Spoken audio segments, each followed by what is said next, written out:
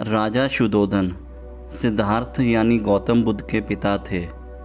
राजा शुद्धोधन की दो पत्नियां थीं। उनकी पहली पत्नी का नाम महामाया था और दूसरी पत्नी का नाम प्रजावती। ये दोनों ही बहनें थीं। शादी के कई बरसों के बाद भी महामाया को कोई संतान नहीं हुई थी, जिसके कारण महामाया ने अपनी छोटी बहन से राजा शुद्धोधन का विवाह करवा दिया था। किंतु दुर्भाग्यपूर्वक रानी प्रजावती को भी कोई संतान नहीं होती। बहुत से यज्ञ करवाए गए, दान पुण्य भी करवाए गए, लेकिन फिर भी कोई सफलता हाथ नहीं लगी। फिर एक दिन अचानक महामाया की तबीयत खराब हो गई। रानी महामाया की तबीयत खराब देखकर राजा शुद्धोधन वैद्य को बुलवाते हैं। वैद्य रानी महामाया की नब्ज़ देखकर राजा शुद्धोधन से कहते हैं, बधाई हो राजा जी, आप पिता बनने वाले हैं। इतना सुनते ही राजा शुद्धोधन की खुशी का कोई ठिकाना नहीं रहता। पूरे राज्य में उत्सव मनाया जाता है। समय बीतता है और फिर वह घड़ी आ जाती है जब सिद्धार्थ का जन्म होता है। सिद्धार्थ के जन्म के 7 दिन पश्चात ही रानी महामाया की मृत्यु हो जाती है। प्राण त्यागने से पहले रानी महामाया अपनी छोटी बहन प्रजावती से वचन लेती है कि वह सिद्धार्थ को अपने पुत्र की तरह ही पालेगी। रानी प्रजावती की कोई संतान नहीं होती, इसीलिए वह सिद्धार्थ को अपने पुत्र की तरह प्रेम पूर्वक पालती है। महामाया की मृत्यु के कई दिनों पश्चात राजद्वार पर एक सन्यासी आते हैं और राजकुमार सिद्धार्थ से मिलने की इच्छा प्रकट करते हैं। द्वारपाल सन्यासी से उनका परिचय जानता है और राजा शुद्धोधन को सूचित करता है।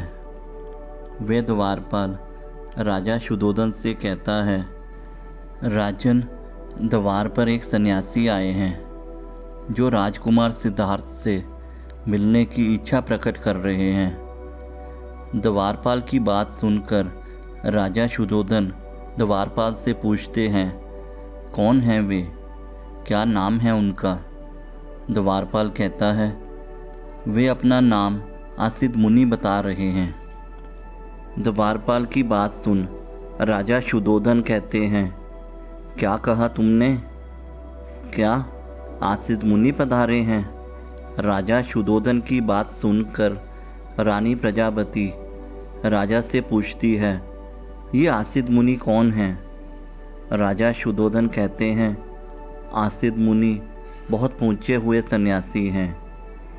यह कई वर्षों से हिमालय में तप कर रहे हैं, सिद्ध पुरुष हैं। ये हर किसी के द्वार पर नहीं जाते। हम सौभाग्यशाली हैं जो ये हमारे द्वार पर आए हैं। राजा शुद्धोधन द्वारपाल से कहते हैं, मैं खुद उनके स्वागत के लिए चलूँगा। राजा शुद्धोधन आसित मुनि के स्वागत के लिए द्वार पर पहुँचते हैं और उनके चरण छूकर उनसे कहते हैं, धन्य भाग हमारे जो आप हमारे महल में पधारे हैं। राजा की बात सुन आसित मुनि राजा से कहते हैं, मैं तुझसे मिलने नहीं आया हूँ राजन, मैं तो उस महापुरुष से मिलने आया हूँ जिसने तेरे यहाँ पुत्र बनकर जन्म लिया है। राजा शुद्धोधन, अवश्य मुनिवर, आपका स्वागत है। आसित मुनि महल में प्रवेश करते हैं। राजा शुद्धोधन सिद्धार्थ को आसित मुनि के हाथों में देते हुए कहते हैं, लीजिए मुनिवर, जिसकी प्रतीक्षा करते करते आधी उम्र निकल गई, ये अब आया है। राजा की बात सुन आसित मुनि कहते हैं, केवल तुम ही नहीं राजन, इसकी प्रतीक्षा सारा जग कर रहा था।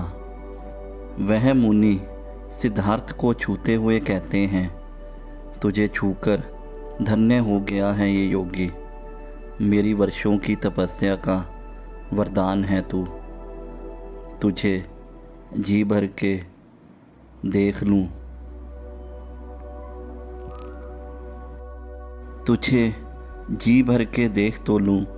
इतना कहते हुए वह मुनि सिद्धार्थ को पालने में लिटा देते हैं और सिद्धार्थ के चारों ओर चक्कर लगाने लगते हैं। मुनि को ऐसा करते देख राजा शुद्धोधन पूछते हैं, क्षमा करें मुनिवर, पर आप ये क्या कर रहे हैं? राजा की बात सुन वह मुनि राजा से कहते हैं, मैं ब्रह्मांड की परिक्रमा कर रहा हूँ। उस मुनि की ये बात सुनकर वहाँ खड़े सभी लोग बहुत आश्चर्यचकित होते हैं। चक्र पूरा होने के बाद वह मुनि सिद्धार्थ के चरणों में सर रखकर रोने लगते हैं। यह देखकर राजा शुद्धोधन उन मुनिवर से पूछते हैं, क्या हुआ मुनिवर? क्या इस बालक पर कोई मुसीबत आने वाली है? वह मुनि कहते हैं, नहीं राजन, मैं इस बालक के लिए नहीं अपने लिए रो रहा हूँ। अब मैं बूढ़ा हो चुका हूँ, मेरा जीवन बहुत कम बचा है। मैं इस बालक को बुद्ध होते नहीं देख पाऊँगा। इतना सुनते ही राजा के पैरों के नीचे से ज़मीन खिसक जाती है।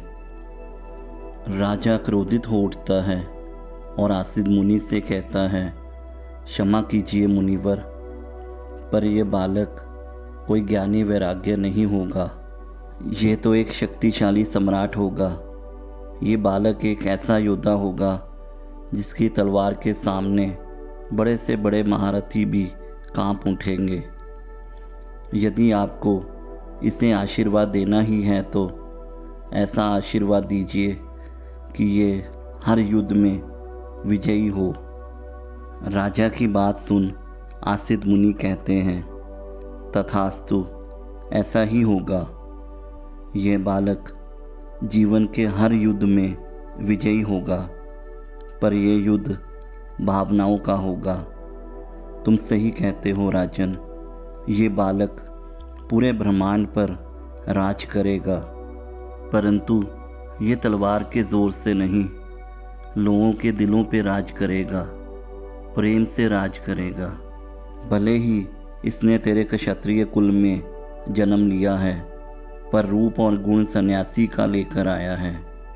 उन मुनि की बात सुन राजा शुद्धोधन कहते हैं, रूप या गुण कैसे भी हों, पर ये बालक बनेगा योद्धा ही, थामेगा तलवार ही। राजा की बात सुन वह मुनि कहते हैं, तलवार से केवल राज्य जीते जाते हैं, तेरा पुत्र मन जीतेगा। युद्ध से केवल सीमाएं बदली जाती हैं, तेरा पुत्र युग बदलेगा।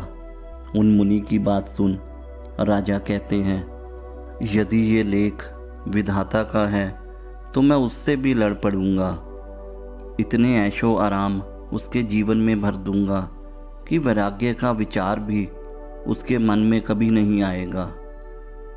राजा की बात सुन आसिद मुनि कहते हैं, चाहे लाख जतन कर ले राजन, पर तेरा पुत्र सन्यासी ही बनेगा।